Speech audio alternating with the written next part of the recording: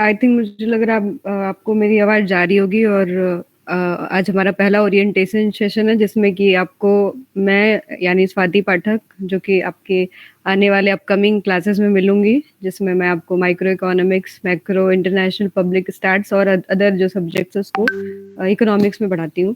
और सर भी मेरे साथ जुड़े हुए हैं ईशान त्रिपाठी जो कि आपको मैथ्स और स्टैट्स और जो अदर चीज़ें उसको आपको पढ़ाते हैं क्लासेस में। तो गुड इवनिंग सभी को और आपकी जो क्वेरीज होंगी वो हम लास्ट में लेंगे। हम यहाँ पर बात करेंगे किस तरीके से मतलब आपको एमए इकोनॉमिक्स या फिर एमएससी इकोनॉमिक्स की तैयारी करनी है। साथ-साथ अब यहाँ पर हम ये भी बातें करेंगे कि आपको टारगेट में क्या रखना है चीज़। अगर आप अपने पर्टिकुलर कोई टारगेट बना के चल रहे हो, तो आप इसको कैसे अचीव कर पाओगे? क्योंकि इस साल जो हमने बैचेज़ लिए लास्ट ईयर सबसे बड़ा बैच रहा है हमारा आई थिंक 150 के आसपास स्टूडेंट रहे थे हमारे बैच में। एंड बहुत सारे स्टूडेंट जो हैं JNU, DAC and BBAU, HCU even जो है आईआईएफटी एंड अदर यूनिवर्सिटीज़ में भी सेलेक्ट हुए हैं। तो अब इस साल आपके साथ हमारा होने वाला है जिसमें कि हम यही होप करेंगे कि आपका भी सिलेक्शन एक अच्छी यूनिवर्सिटी में हो, चाहे आप प्लेसमेंट चाह रहे हो, चाहे आप जो है आगे अपने फर्दर स्टडीज़ को कंटिन्यू करना चाह रहे हो, है ना? तो सारी चीज़ हम यहाँ पर बात करेंगे। तो आप लोग को पता है कि आपका सीयूईटी जो एग्ज़ाम है वो जल्द ही आपका होने वाला है। बहुत जो है समय तो नहीं लगेगा क्योंकि अब आपको पता है डेट ऑलरेडी डिक्लेयर हो चुका है और अगर हम बात करें आपके एग्ज़ाम की, तो एग्ज़ाम जो है आपका मार्च में आपको देखने के लिए मिलेगा, है ना? और इस एग्ज़ाम में आप सभी को पता है कि जो है आपको पार्ट ए और पार्ट बी दोनों दिखता है ना? पार्ट ए और पार्ट बी आप देखते हो कि आपके दोनों मतलब इसमें आपके दिखते हैं। पार्ट ए और पार्ट बी इस बार हम दोनों कवर करने वाले हैं, ठीक है? जो भी हमारा मतलब बैच होने वाला है वो कंप्लीट बैच होने वाला है क्योंकि लास्ट ईयर हमने कंप्लीट बैच नहीं रखा था, तो उसकी वज़ह से बहुत सारे स्टूडेंट को डिफ़िकल्टीज़ फ़ेस करनी पड़ी है। मेरी स्क्रीन आपको दिख रही है? एक बार कोई आंसर कर देना। स्क्रीन मेरी विज़िबल है यस ना? मैम। ठीक यस है। मैम। तो यहाँ पर हम जो है अगर हम बात करें आपके पार्ट ए और पार्ट बी हमारा कंप्लीट बैच रहेगा जो कि अभी जस्ट कुछ समय बाद हो सकता है कल-परसों में स्टार्ट भी हो जाए। क्योंकि मैं थोड़ा हेल्थ इश्यू था इस वज़ह से मैं अभी क्लासेस नहीं करवा पा रही थी, पर अभी मैं एकदम अच्छे से हो चुकी हूँ, अब अवेलेबल भी हूँ और आपकी क्लासेस भी अब रन करना स्टार्ट करेगी। तो सबसे स्पेशल यही रहेगा बैच में कि पार्ट ए और पार्ट बी दोनों है। पार्ट बी में आपको टेंशन लेने की ज़रूरत नहीं है, ये हमारा और हम और ईशान सर दोनों पढ़ाते हैं, ठीक है? और इसमें दोनों लोग का सिलेबस डिस्ट्रीब्यूटेड है स्टैट्स और मैथ्स पर फिर भी अगर आपको जब क्लासेस होती है तो हम आपको बीच-बीच में क्योंकि लाइव होती है तो बातें करते रहते हैं हम लोग। तो पूछते हैं कि आपको मैथ्स किससे पढ़ना है या फिर स्टैट्स तो जैसा आपको लगता है वैसा भी हम करते हैं और कोशिश करते हैं कि पूरा सिलेबस कवर करें। इस बार भी पूरा रहेगा पर इस बार एक्स्ट्रा चीज़ें ये रहेंगी कि हम जब भी सिलेबस कवर करवाएँगे उसमें डेली प्रैक्टिस पेपर आपको ज़रूर दिया जाएगा। कम से कम जो भी टॉपिक हो रहा है, उस टॉपिक पे 10-15 क्वेश्चन आपको 1 दिन में पर्टिकुलरली मिल जाए और कंप्लीट टेस्ट तो मिलता ही है, साथ-साथ 100 टेस्ट जो आपके टॉपिक पे होते हैं, वो भी आपको दिए जाते हैं यहाँ पर। लाइव लेक्चर्स रहता है क्योंकि हम लोग साथ-साथ बातें भी करते रहते हैं क्लासेस में जैसे इंटरैक्टिव होता है क्लास वैसे ही फिर वही आपको रिकॉर्डेड फॉर्म में भी मिलता है, आपको स्टडी मटेरियल सारी चीज़ें मिलती हैं। स्पेशल इस बार ये रहेगा कि आपको पार्ट ए भी मिल रहा है जिसमें कि आपको मतलब इसके लिए आपको कहीं और जाने की ज़रूरत नहीं पड़ेगी, क्योंकि बहुत ज़्यादा 25 वाला मार्क्स जो होता है वो भी मतलब 25 क्वेश्चन वाला भी बहुत मैटर करता है, इसमें भी 100 मार्क्स है और लगभग इसी की वजह से स्कोर जो है आपका बहुत ऊपर जाता है, सीयूईटी का। तो ये दोनों पार्ट रहेंगे इंक्लूडेड, ठीक है? और आपको बुक्स कौन-सी पढ़नी है वो ऑलरेडी मैंने वाईटी पे डिस्कशन किया हुआ है, आपकी यूजी लेवल में आपने जो बुक्स पढ़ी होंगी, चाहे झिंगन, चाहे आहूजा, है ना? चाहे आप जो है स्टैट्स के लिए एसपी गुप्ता कवर कर रहे हो और एक चीज़ याद रखिएगा कि आपको इकोनोमेट्रिक्स भी पढ़ना है इस बार, क्योंकि इकोनोमेट्रिक्स से 4 क्वेश्चन इस बार हमने पेपर में देखे हैं, जो सिलेबस है वो सफिशिएंट नहीं है, सिलेबस के अलावा भी आपको चीज़ें पढ़ के जानी पड़ेगी क्योंकि हमारा जो स्पेशली हम लोग अगर इकोनॉमिक्स को पढ़ रहे हैं, तो आपको पता ही भी होगा ही कि आपको जितना सिलेबस दिया उससे ज़्यादा ही पढ़ के जाना पड़ेगा क्योंकि डीएससी पार्टिसिपेटिंग है और डीएससी की वजह से जो है पेपर को अगर इस बार जिसने दिया होगा, कुछ बच्चे ऐसे भी होंगे जो कि ऑलरेडी मतलब पढ़ चुके होंगे, पढ़ के आ रहे होंगे, तो उनको पता है कि इसके आने की वज़ह से इम्पैक्ट दिखा था, सिलेबस में कुछ-कुछ चीज़ें बाहर से भी देखने मिली हैं, मतलब पेपर में स्पेशली। तो आपको पूरा कॉम्प्रिहेंसिवली कवर करना है, चाहे इको ट्रिक्स हो, चाहे आप स्टैट्स पढ़ रहे हो, चाहे मैथ्स पढ़ रहे हो, कोई भी एक भी पार्ट हम नहीं चाहेंगे कि आप स्किप करके जाओ। किसी भी पिछले पेपर के को देख के कि पेपर में तो बहुत थ्योरेटिकल आया है, नहीं, आपको सारा चीज़ें पढ़ के जाना है। आपको इकोनॉमेट्रिक्स भी पढ़ना है, आपको मैथ्स भी पढ़ना है, आपको स्टैट्स भी पढ़ना है, आपको सारी चीज़ें आपके थॉरली करनी है और मैथमेटिकल पार्ट पे बहुत फ़ोकस करना है। आप ये मैथमेटिकल पार्ट पे अगर फ़ोकस करते हो तो आपको आने वाले एग्ज़ाम आईआईएफटी का चाहे हो गया, चाहे आप जो है अगर हम बात करें साउथ एशियन यूनिवर्सिटी का एग्ज़ाम हो गया, आपको ये सब में भी हेल्प करने वाला है ना? जामिया मिलिया इस्लामिया का जेएमआई का भी सिलेबस कवर हो जाता है सीयूईटी में, बस बचता है इकोनॉमेट्रिक्स जो कि आपको इस बार पढ़ाया जाएगा तो वो भी कवर हो जाएगा, ठीक है? तो ये रहा सबसे बड़ी चीज़ है कि आपका एलिजिबिलिटी क्राइटेरिया डिफरेंट है ना? जब आप फॉर्म भरेंगे तो आप देखेंगे कुछ यूनिवर्सिटीज़ जो है मैथमेटिक्स माँगती है, मैथ्स चाहिए ही चाहिए उनको।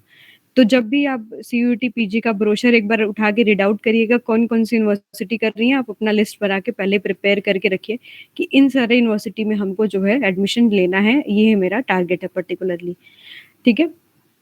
ये चीज़ याद रखिएगा और कोई भी पार्ट को स्किप करके नहीं जाना है। आप ए और बी दोनों पार्ट को अच्छे से पढ़ के जाएँगे, जिससे कि आपको कहीं ऐसा ना लगे कि हम लैग कर गए और हम भी नहीं चाहेंगे कि आप लैग करें। इस वज़ह से हमने पूरा कॉम्प्रिहेंसिव बैच ही बनाया क्योंकि हम नहीं चाहते थे कि सिर्फ़ आप एक पार्ट पे ही फ़ोकस करें, आप दोनों पार्ट पे फ़ोकस करके जाएँ और अच्छा स्कोर लेके आएँ, ठीक है? और यूजी लेवल की जो बुक्स है वो पढ़ेंगे, साथ-साथ नोट्स बनाएँगे, शॉर्ट नोट्स बनाएँगे, जिसमें कि आप बुलेट पॉइंट्स में नोट्स बनाएँगे, जिससे कि आप लास्ट मोमेंट पे रिवाइज़ कर पाएँ और खूब मैथमेटिकल क्वेश्चन्स का रिवीजन करेंगे। इस बार भी हम पूरी कोशिश करेंगे कि आपको मैथ्स पे बहुत सारे क्वेश्चन करवाएँ, जिससे कि आपका कोई भी मतलब इश्यू ना हो। स्पेशली सर भी हमारे साथ है, आपको कोई क्वेरी भी होगा तो आप पूछ भी सकते हैं कि किस तरीके से पढ़ना चाहिए मैथ्स को। वो आपको एकदम सुझाव देंगे क्योंकि 3 साल चौथा साल है ये मेरा और सर हमारे साथ 2 साल से जुड़े हुए हैं मतलब मैथ्स और स्टैट्स पढ़ा रहे हैं। तो आपको इसके बारे में अच्छे से वो बता सकते हैं। सिलेबस आपके पास है, सिलेबस का प्रिंट आउट करवा लीजिएगा, सिलेबस को आप डाउनलोड करवा लीजिएगा, कर लीजिएगा, आपके पास रख लीजिएगा, हार्ड हार्ड कॉपी में रखो। हार्ड कॉपी में रखने से ये रहेगा कि आपको कहीं इश्यू नहीं होगा, ठीक है? हार्ड कॉपी में आप सिलेबस को रखो उसके बाद आप कवर करते हुए जाओ और देखो कि कितने डेप्थ तक क्वेश्चन पेपर में देखो डेप्थ कितना है क्वेश्चन का। उसके हिसाब से अपने प्रिपरेशन जो है कर सकते हो, खुद से अगर करनी है तो। और किसी कोचिंग से भी पढ़ रहे हो, हमारे यहाँ पर भी पढ़ रहे हो तो वो आपको बहुत मदद मिलने वाला है क्योंकि आपको सिर्फ मेहनत करनी है, आपको सारी चीज़ें मिलेंगी ही मिलेंगी, ठीक है? तो ये चीज़ रहेगा। ओके और अगर हम बात करें अगर आप मास्टर्स कर लेते हो इकोनॉमिक्स से तो आपको आगे चल के क्या मतलब आप करोगे क्या? आप क्या-क्या पा सकते हो? तो आपको पता है डीएसई का सबसे अच्छा प्लेसमेंट है दिल्ली स्कूल ऑफ इकोनॉमिक्स का। गोखले का है ना, गोखले में भी इस बार बहुत सारे बच्चे सेलेक्ट हुए हैं हमारे यहाँ से। यहाँ का भी प्लेसमेंट अच्छा है। साथ-साथ अगर हम बात करें जेएनयू जो है अगर आपको फर्दर स्टडीज़ करनी है, यूपीएससी करना है और अगर हम बात करें अदर आपको आगे स्टडीज़ में जाना है तो आपको यहाँ पर मतलब अच्छा रहेगा यूजीसी नेट या फिर आपको आगे प्रिपरेशन करनी है आईएएस की, इंडियन इकोनॉमिक सर्विसेज़ के लिए। तो यहाँ पर ये अच्छा है। अगर हम बात करें फिर इसके बाद बच्चों ने जो सेलेक्ट किया है वो इस बार सबसे अच्छी चॉइस में रखा है वो एचसीक्यू की एचसीयू के पास दोनों है आपके प्लेसमेंट एज़ वेल एज़ आपके अगर हम बात करें यहाँ पर आपकी स्टडीज़ के लिए भी एचसीयू बेटर है ना? चाहे आप यूपीएससी की तैयारी करना चाह रहे हो, आईएएस की करना चाह रहे हो या फिर आरबीआई या फिर नेट चाह रहे हो, तो ये भी एक बेटर ऑप्शन और बेस्ट ऑप्शन रहेगा। तीसरा आपके सामने है बीएचयू, फिर उसके बाद हम बात करेंगे बीबीएयू। ये आपके साथ ऑप्शन में रहेगा। प्लेसमेंट्स के लिए आप अपना सिलेक्शन मतलब अपना लिस्ट अलग बनाइएगा, डीएसई पहले पे रखिएगा, एचसीयू रखिएगा, ठीक है? पौंडीचेरी यूनिवर्सिटी भी अच्छा है आपके प्लेसमेंट के लिए। बेस आपको पता है?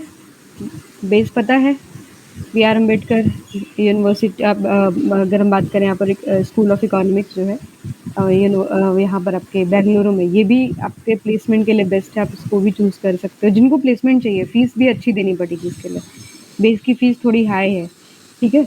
और अगर हम बात करें बीएचयू में तो आपको अगर आगे फर्दर स्टडीज़ करनी है, नेट करना है, ऐसी प्रिपरेशन करनी है आगे जॉब के लिए तो फिर आप जो है बीएचयू चूज़ करिएगा। तो ये आपके लिए कुछ यूनिवर्सिटीज़ रही जिनको आप टारगेट करोगे इस बार कि आपको एडमिशन हो पाए। वैसे मैक्सिमम स्टूडेंट जो है ये रहती है चॉइसेस में, है ना? ये दोनों चॉइस में रहेंगी। फिर उसके बाद ये भी है, आपके एचसीयू भी रहेगा, चॉइस में रहता है, ठीक है? फिर उसके बाद बीएचयू, फिर आप आपके अदर यूनिवर्सिटीज़ यहाँ पर आ जाती हैं, ठीक है? तो ये पूरा रहा आपका मतलब बेसिकली सिलेबस ऑलरेडी मैंने डिस्कस किया हुआ है, वाईटी पे जाकर देख लीजिएगा। मैंने सिलेबस में आपके सारी चीज़ें डिस्कस की हुई हैं, बुक्स भी इवन बताया हुआ है यहाँ पर, इसमें वैसे इंक्लूडेड है बुक्स। आपको अगर ये बुक्स का स्क्रीनशॉट लेना तो ले लो, ठीक है? जैसे यहाँ पर मैंने एक फॉरेन जो आपके राइटर हैं उनकी बुक्स भी लिखी हुई है, और आप इंडियन राइटर को अगर आपको लैंग्वेज समझ आता है तो आप इंडियन राइटिंग की बुक को भी चूज़ कर सकते हैं। आपको मैथ्स और मैथ्स हाँ। मैम अभी आपकी स्क्रीन पे कुछ ऐसे आ नहीं रही है, शायद आप बुक्स की लिस्ट दिखाना चाह रही हैं? अच्छा, दिख नहीं रहा है स्क्रीन कुछ? नहीं, वो बस अभी मेन स्क्रीन आ रही है ये। अच्छा, मैं फिर से शेयर करती हूँ ना, मुझे बताइएगा।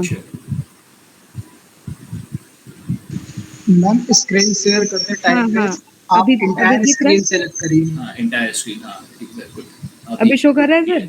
हाँ, अभी हो रहा है। ठीक है, तो स्क्रीनशॉट आप ये बुक का ले सकते हैं। देखिए, इंडियन इकोनॉमी के लिए आप रमेश सिंह ही पढ़िएगा, मिश्रा एंड पुरी भी पढ़ सकते हैं, दत्त एंड सुंदरम भी पढ़ सकते हैं, पर थोड़ा-सा क्योंकि लेंदी दिया हुआ, अगर आप पढ़ सकते हैं, अगर टाइम है अभी आपके पास तो आप कर लीजिएगा।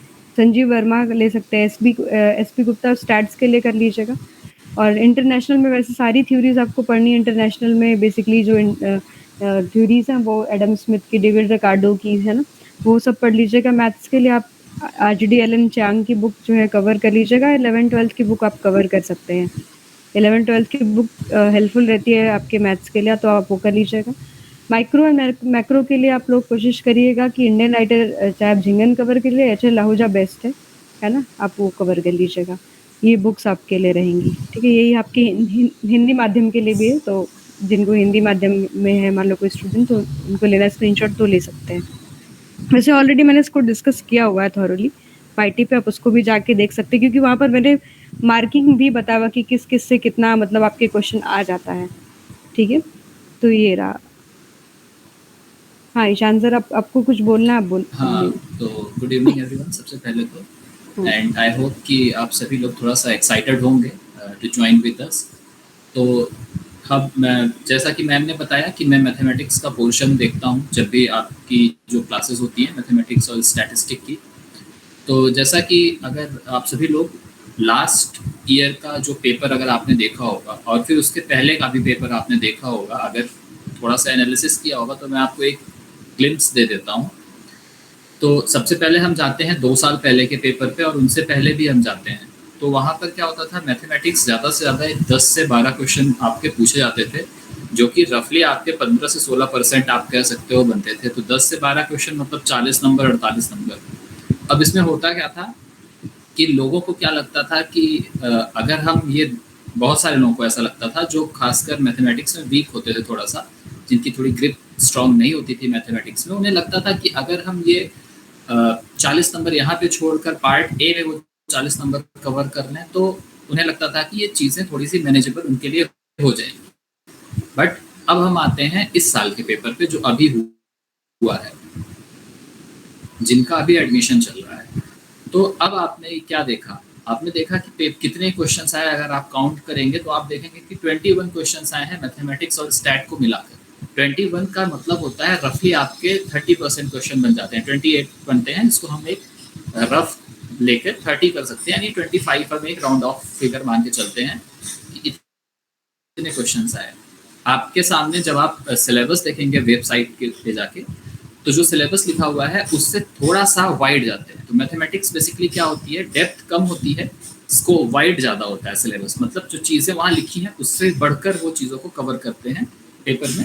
जैसा कि अगर आप जाएंगे एप्लीकेशन ऑफ डेरिवेटिव में, उन्होंने कहीं पे टेलर्स थ्योरम का मेंशन नहीं किया हुआ है, बट उन्होंने टेलर्स थ्योरम के क्वेश्चंस वहाँ पे पूछे हैं।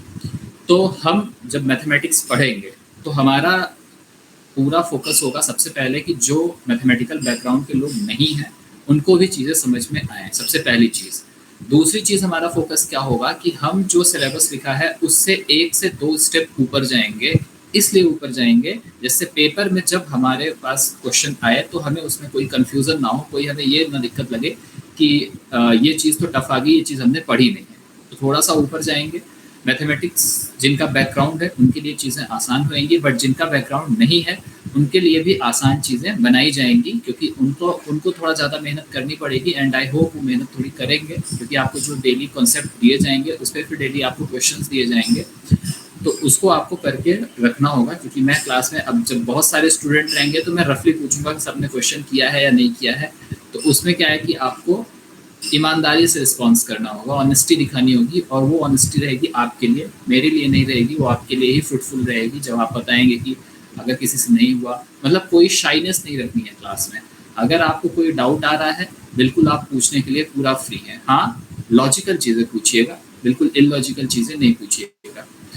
अभी जब तक अभी आपके पास थोड़ा सा समय है, तो आप क्या कर सकते हैं, जो नॉन मैथमेटिकल बैकग्राउंड के लोग हैं वो हल्का सा 11th-12th में छोटी छोटी चीज़ें जैसे ट्रिग्नोमेट्री वगैरह हो गई, इनको हल्का सा पढ़ लीजिए। इनको जब आप पढ़ लेंगे तो वो आपको ही आसानी देगी आगे जब आप क्लासेस करेंगे। तो आई होप आप सभी लोग ज्वाइन करने के लिए हमें एक्साइटेड होंगे। सबसे अच्छी चीज़ क्या है इसमें कि आपको पार्ट ए मिल रहा है, जो मतलब मोस्ट ऑफ द कोचिंग्स नहीं देती हैं इस तरह के पैकेजेस में। अब पार्ट ए आपके लिए क्यों इम्पोर्टेंस रखता है, इस पर भी आपको आपका ध्यान ले जाना ज़रूरी है। क्योंकि आप करते क्या है, आप पार्ट बी के लिए तो बहुत अच्छे से पढ़ते हैं, बट पार्ट ए आप पूरी तरह से स्किप कर देते हैं। तो आपको एक रियलिटी चेक आपके पास रहना चाहिए कि जेएनयू जो है वही केवल एक ऐसी यूनिवर्सिटी है जो पार्ट बी कंसीडर करती है, बाकी कोई भी यूनिवर्सिटी पार्ट बी नहीं कंसीडर करती है। And JNU has a very limited amount of seat, बहुत ही लिमिटेड सीट है। और टू बी वेरी ऑनेस्ट, एकदम सच्चाई के साथ ये जानिए कि जितनी सीटें हैं बस उतने ही स्टूडेंट जेएनयू में पाएंगे, जेएनयू में जा पाएंगे, बाकी लोग को एक अदर ऑप्शन देखना पड़ेगा। एंड आई होप कि आप सभी लोग जेएनयू जाओ, लेकिन साथ में रियलिटी को भी थोड़ा सा हम समझ के रखेंगे। ठीक, हम समझ के रखेंगे कि हमें अदर यूनिवर्सिटीज़ जो बहुत अच्छी अच्छी यूनिवर्सिटी हैं उनके लिए भी अपने ऑप्शंस खुले रखने हैं, और जिनके लिए पार्ट ए बहुत इंपॉर्टेंट हो जाता है। क्योंकि 25 क्वेश्चन यानी 100 नंबर सीधे सीधे होते हैं, और अगर आप रिजल्ट देखोगे तो आप ये पाओगे कि 10-20 नंबर में ही सारा खेल बदल जाता है। तो 100 नंबर जहाँ, अगर 100 नंबर में आप ये सोचो कि वो बहुत ही आसानी से आप अगर 60 से 70 स्कोर कर जाओ, और अगर आप इधर 200 के आसपास भी स्कोर कर रहे होंगे तो टोटल स्कोर आपका 250 प्लस करा देता है। तो ये एक बहुत बड़ा आपके पास मतलब पॉइंट रहता है कि अगर आप पार्ट ए को भी पढ़ के जा रहे हो तो पार्ट ए इसीलिए हम आपको प्रोवाइड कर रहे हैं इस पैकेज में कि आप उसको भी अच्छे से पढ़ लीजिए। तो मैम ने इकोनॉमिक्स का पूरा बताया, मैंने बताया कि आपको पार्ट ए क्यों इम्पोर्टेंस रखता है, और साथ ही पार्ट बी में जो मैथमेटिक्स और स्टैट का सिलेबस है उसको हम करेंगे। बुक्स की जहाँ तक बात है, अगर आप एक्स्ट्रा बुक्स लगाना चाहो that is so good for you, but I will suggest you, मैं आपको एक ही सजेशन दूंगा कि आप एक्स्ट्रा मत पढ़िएगा। आपको करना क्या है, सिर्फ और सिर्फ जितने क्वेश्चन कराए जाएंगे क्लासेस में, चाहे वो इकोनॉमिक्स में कराए जा रहे हों, चाहे वो पार्ट ए में कराए जा रहे हों, चाहे वो मैं करा रहा हूँ आपको मैथमेटिक्स या स्टैटिस्टिक में, आपको वो सारे क्वेश्चन एक बार घर जाकर 10 मिनट और एक्स्ट्रा देना है, एक बार सारे रिवाइज कर लेने हैं, और जितने आपके होमवर्क दिए जा रहे हैं उतने आपको करके आ जाने हैं, बस इतना ही करना है। एक्स्ट्रा बुक आप मत छूइए। अगर एक्स्ट्रा बुक पढ़ना भी है तो for making your basic strong आप क्लास 11th और 12th के कुछ सिलेक्टेड टॉपिक्स पढ़ सकते हैं, और उसके अलावा आप एक्स्ट्रा मत जाइएगा, क्योंकि एक्स्ट्रा इनपुट देने का कोई मतलब है नहीं, उससे आपके नंबर एक्स्ट्रा नहीं हो जाएंगे। आपको पढ़ना वही है जो आपके सिलेबस में लिखा हुआ है। एक और चीज़ का इम्पोर्टेंस ये रखना है कि जब आप हमें ज्वाइन कर रहे हैं तो हम पे आपको ट्रस्ट करना है कि हम आपको जो बताएंगे वो आपके भले के लिए बताएंगे। आपको ये नहीं करना है कि आप कहीं और जाकर या 2-4 जगह और जाकर चीज़ों को सुनकर आप आ रहे हो और फिर उसको ज़्यादा अप्लाई कर रहे हो, हमारी बातों को कम अप्लाई कर रहे हो, जैसा कि लास्ट ईयर देखा गया। लास्ट ईयर जब हम लोग मैथ पे फोकस कर रहे थे तो बहुत सारे बच्चों को ये लगा, वो कहीं से और सुन के आ गए कि मैथमेटिक्स बहुत बड़ा रोल नहीं प्ले करती है, तो उन्होंने मैथ पे ध्यान नहीं दिया, तो कुछ लोगों का रिजल्ट उससे बहुत डैमेज हुआ है। तो आपको ये नहीं करना है। अगर कोई तीसरा व्यक्ति आपको कुछ राय दे रहा है तो you are free to discuss with us. हम लोगों से आप डिस्कस एक बार कर लीजिए कि ये मतलब एक आदमी आपको ये सलाह दिया, क्या ये सलाह सही है या नहीं है, फिर जाकर उस पर एक्शन लीजिएगा। ऐसे ब्लाइंडली किसी को मत फॉलो करने लगिएगा, और बस आप हम पे ट्रस्ट करिए। हम आपको जितनी चीज़ें बता रहे हैं उतनी चीज़ें करते जाइएगा, और बहुत ही आसानी से आप बहुत अच्छा स्कोर करेंगे और बहुत अच्छी यूनिवर्सिटी में जाएंगे। तो आई गेस मुझे इतना ही बोलना था, एंड आई गेस मैम ने भी अपने डाउट्स रख लिए हैं, अपने पॉइंट्स क्लियर कर दिए हैं, तो अभी किसी का डाउट पूछो तो आप पूछ सकते हैं। आपकी कोई स्कोप की क्वेरी हो जहाँ तो तक आप लोग हाँ पूछ सकते हैं। और साथ साथ देखिए, सच बोला सर ने कि काफ़ी ज़्यादा जो है सिलेबस को किसी भी पार्ट को आपको स्किप नहीं करना है। ये अब अगर सिलेबस के किसी भी पार्ट को आप स्किप करते हो, चाहे आप मैथ्स को छोड़ के जा रहे हो, चाहे आप स्टैट, पिछले साल वाले बच्चे पूरा यही करके गए हमने, क्योंकि बहुत ज़्यादा बच्चों से हम टच में भी रहे हैं और बातें भी की जिनके बहुत अच्छे स्कोर थे। क्यों अच्छे थे? क्योंकि उन्होंने बहुत हर पार्ट को छुआ था, हर पार्ट को वो मतलब पढ़ के गए थे। और कुछ बच्चे एकदम कुछ पार्ट को एकदम इग्नोर करके गए, फिर भी ठीक-ठाक स्कोर किया इन्होंने। बट आपको ठीक-ठाक स्कोर क्यों करना है? आपको अब जब इतना पैसा लगा रहे हो, जब इतना टाइम इन्वेस्ट कर रहे हो, तो आपको अच्छा स्कोर करना है, आपको ठीक-ठाक नहीं करना है। अब आपका मेहनत भी लगेगा उसमें।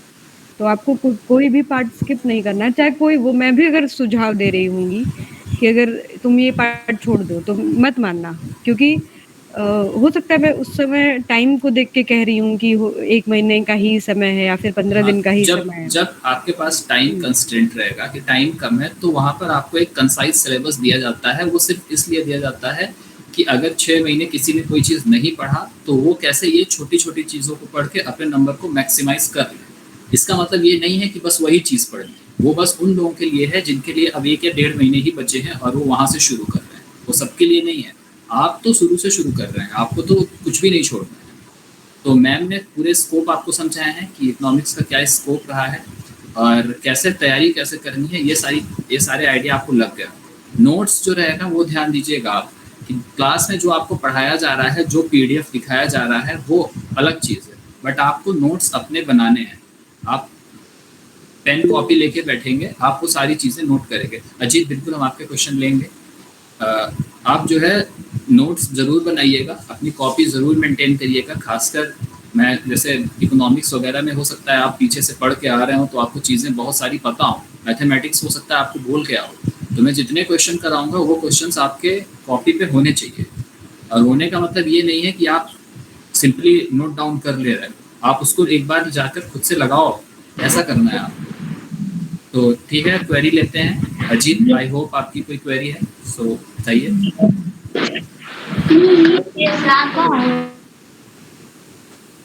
ओके, किसी की कोई क्वेरी है तो बताइए।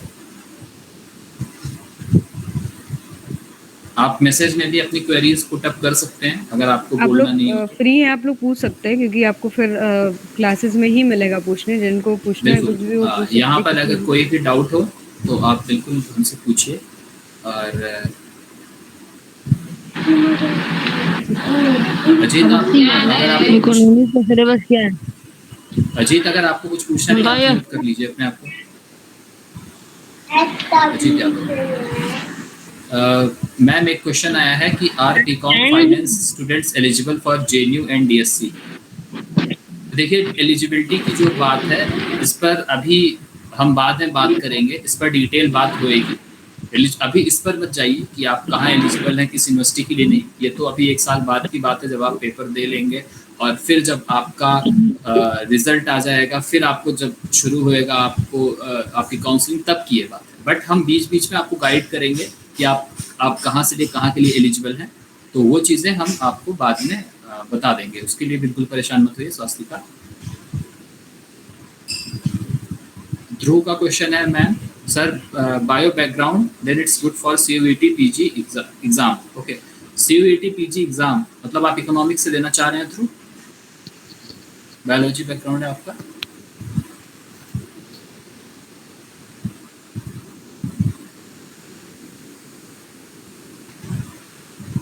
कंप्लीट सिलेबस हम आपको ग्रुप पे भेज देंगे सर से, या फिर आप टेक्स्ट कर दीजिएगा, मैं भिजवा दूंगी, या फिर ग्रुप पे मैं भेज दूंगी।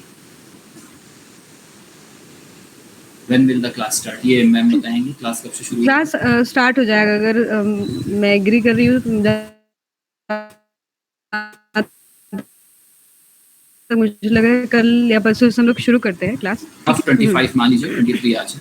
आईआईटी जैम के लिए आप बात कर सकते हैं। आईआईटी जैम में इकोनॉमिक्स, अच्छा, इसके लिए मैथमेटिक्स का पोर्शन जो है वो आप कह रहे हैं वो थोड़ा सा ब्रॉड होता है, मतलब उसके लिए थोड़ा एक्स्ट्रा आपको पढ़ना पड़ेगा।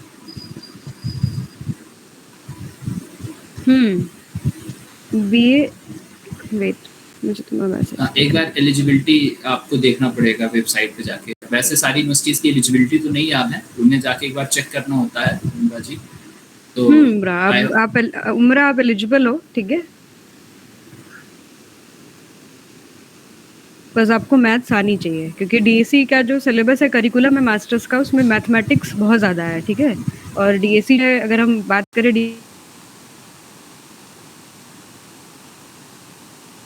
डीएससी का बहुत मुश्किल है, मतलब सिलेबस आपके मास्टर्स का ही बहुत रिजिड है। तो आपको कोशिश करना है कि आपको कम से कम 12th तक की मैथ अच्छे से आनी चाहिए, आपको पकड़ बनी होनी चाहिए, क्योंकि डीटीयू भी सेम सिलेबस फॉलो कर रहा है। हाँ, और रही बात एलिजिबिलिटी के लिए, तो एलिजिबिलिटी के लिए आप जो है एक बार जो है सीयूटी पीजी का ब्रोशर देखेंगे, बट अभी आप वेट कर लीजिए अभी थोड़ा सा, ठीक है, क्योंकि हो सकता है कभी कभी एलिजिबिलिटी आने वाले समय में बदल जाती है, तो इसलिए थोड़ा सा वो एलिजिबिलिटी ज़्यादा क्लियर होएगा जब आप एग्ज़ाम मतलब फाइनली दे दोगे, तभी आप एलिजिबिलिटी पे जाएंगे। सो मैम आई उमरा ओके उमरा स्पीक। मैम व्हाट इफ मैंने 11th-12th में स्कूल में मैथ्स नहीं पढ़ी हो but I do have knowledge of maths हो? Knowledge of math doesn't matter Umra. बात ये होती है कि अगर इनकी एलिजिबिलिटी में it has been clearly written, अगर उन्होंने लिख दिया कि mathematics is necessary in 11th-12th, then you must have mathematics, otherwise you can not. तो इसीलिए मैं बोल रहा हूँ कि एलिजिबिलिटी चेंज होती है।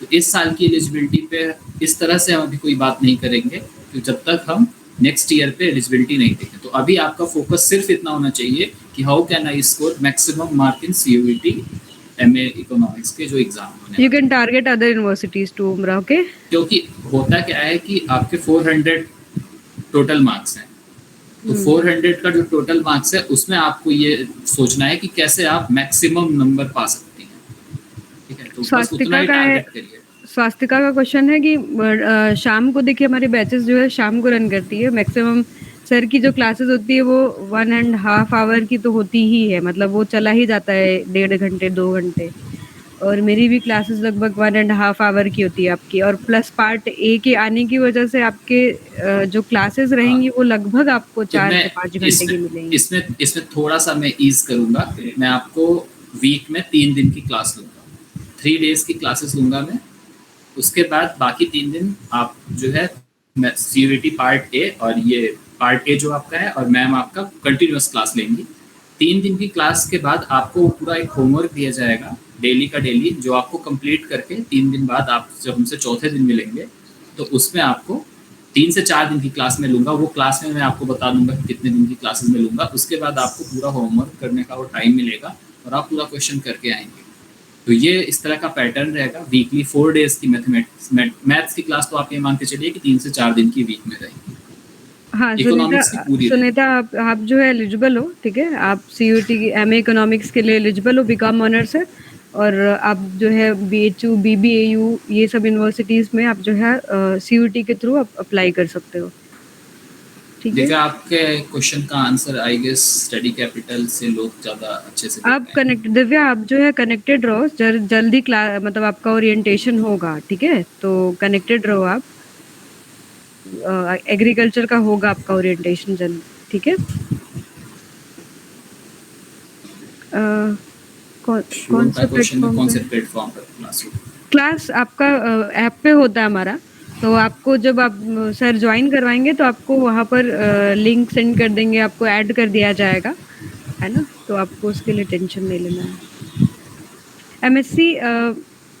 एमएससी जो प्रोवाइड करती है यूनिवर्सिटी उसमें आपके है बीबीएयू जो कि एमएससी देती है, एमएससी इकोनॉमिक्स बेस है, ठीक है। आपके अम्बेडकर, आपके अगर हम बात करें स्कूल ऑफ इकोनॉमिक्स, जो अम्बेडकर स्कूल ऑफ इकोनॉमिक्स है BR अम्बेडकर, वहाँ पर भी आपके एमएससी ही होता है।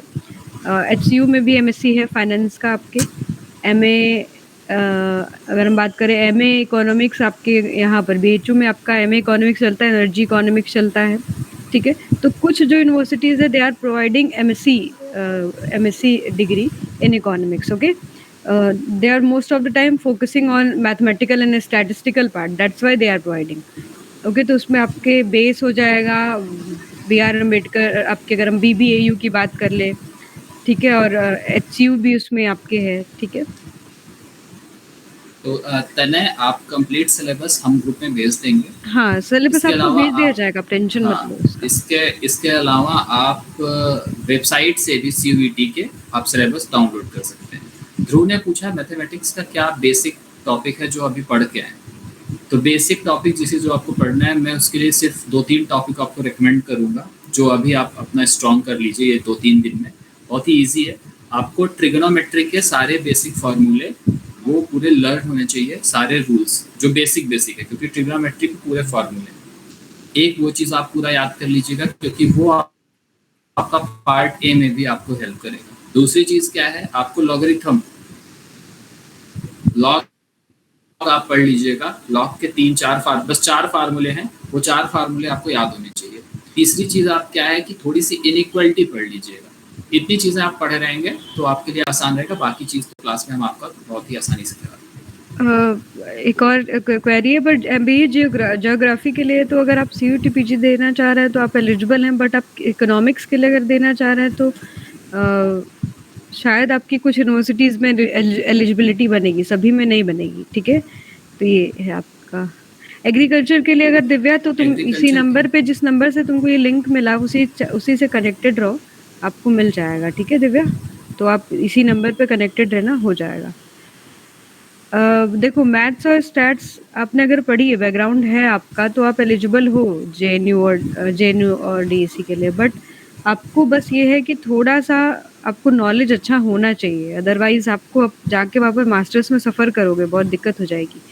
तो अभी थोड़ा सा वेट करो। अभी एलिजिबिलिटी क्राइटेरिया के विषय में हम जो है जल्द से जल्द इस चैनल पे ही, आपके स्टडी कैपिटल पे ही हम आपके लिए पूरे डिटेल कुछ यूनिवर्सिटी का स्पेसिफिक जो कि बच्चे टारगेट करते हैं उनका हम बना के दे देंगे, ठीक है।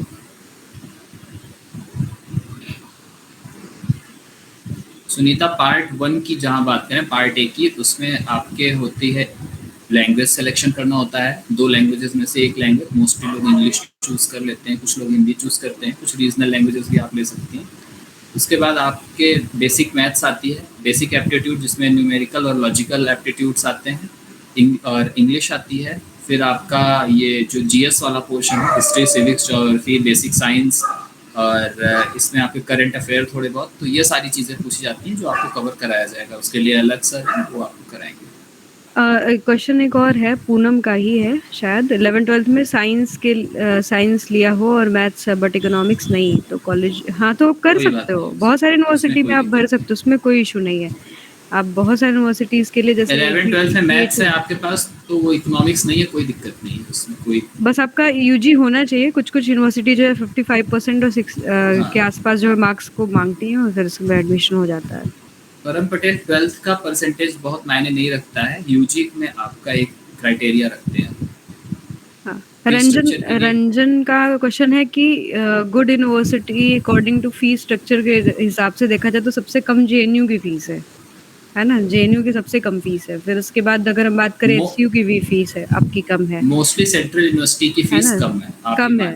हाँ, पर अगर आप MSc कोर्स को टारगेट कर रहे हो, MSc कोई कोर्स है, तो उसमें फिर आपको फीस ज़्यादा मिलेगी। उसकी कहीं फीस आपकी 20 है, 21 है, बेस की फीस 1 लाख के ऊपर आपकी आती है ना। तो कुछ जो अच्छा प्लेसमेंट दे रहे हैं, हाँ, जहाँ प्लेसमेंट बहुत अच्छा होएगा वहाँ आपको थोड़ा सा हाई फीस मिलेगा, ठीक है, ये चीज़ याद रखना। और हाँ, भास्कर टेस्ट भी इंक्लूडेड है, जो आपको 100 टेस्ट मिलेगा, वो मतलब आपके टॉपिक वाइज वो तो है ही, साथ साथ आपको जो हमारा कंप्लीट टेस्ट रहता है वो भी हम देते हैं। पूरा कंप्लीट बैच है ये, मतलब उसमें कोई ऐसा पार्ट आपको नहीं रहेगा कि जो कि आपको नहीं मिलेगा, सब मिलेगा, ठीक है।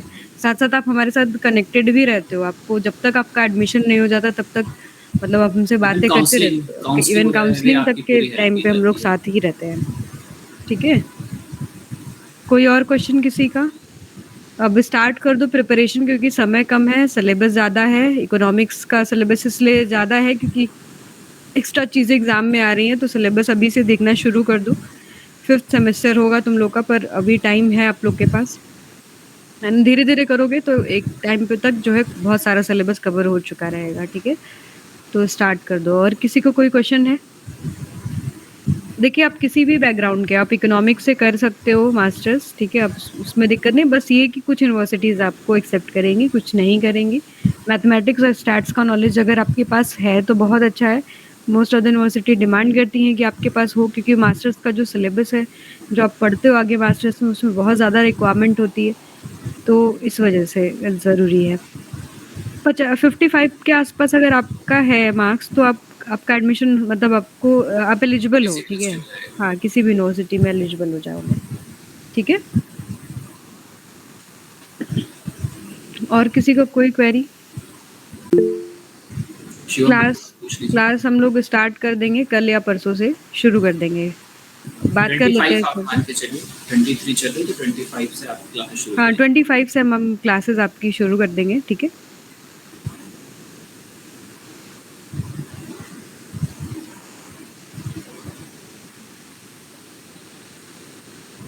इलेवन ट्वेल्थ बायो है, बिल्कुल नहीं इफेक्ट करेगा। कुछ यूनिवर्सिटीज में हो सकता है करे थ्रू आपका इफेक्ट, क्योंकि अगर मैथ्स नहीं है तो, बाकी में मोस्ट यूनिवर्सिटीज में नहीं करेगा इफेक्ट।